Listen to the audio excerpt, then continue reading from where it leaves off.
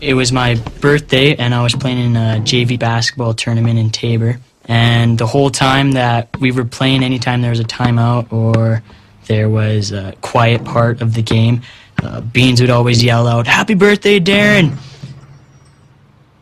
He probably said happy birthday to me 25 times in that game. Beans always made me feel good. There's nothing about Beans that ever made me feel bad about myself or mad or sad.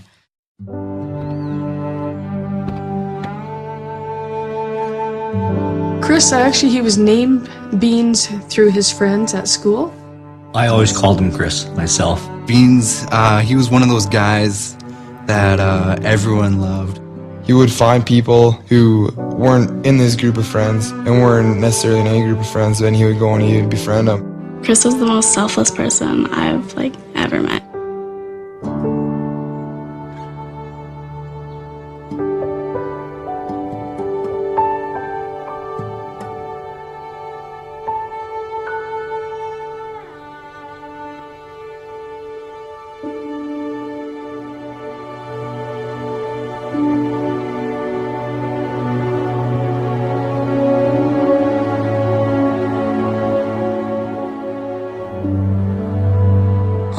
That morning I went over with my seminary teacher, Brother Scott, to the Yokoyama's house, and I saw Beans' parents, and I went up to them and I said sorry. That's all I could say was sorry. I didn't know what else to say.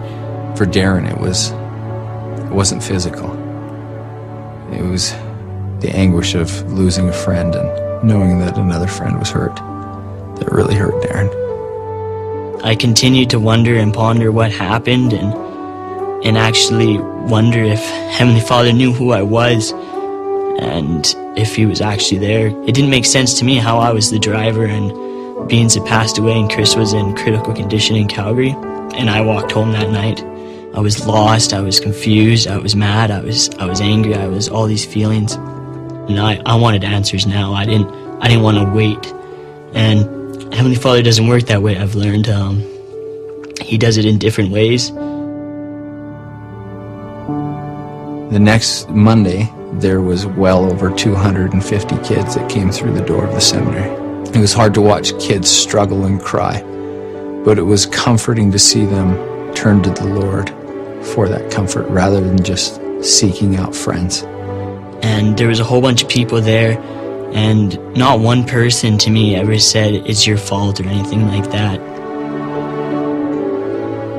I could feel the love, I could feel the spirit, and I knew Beans was okay at that time, and that he didn't want us to be upset, that he was happy and he wanted us to carry on and be missionaries here on earth.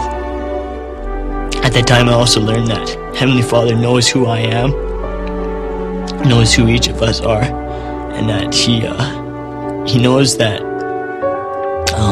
if we have faith that we can conquer anything, and that he doesn't give us a trial that we can't overcome. Ask God for help. He will give you help. Over the past year and a half, it's been tough, but being on my knees quite a bit. I got answers later on.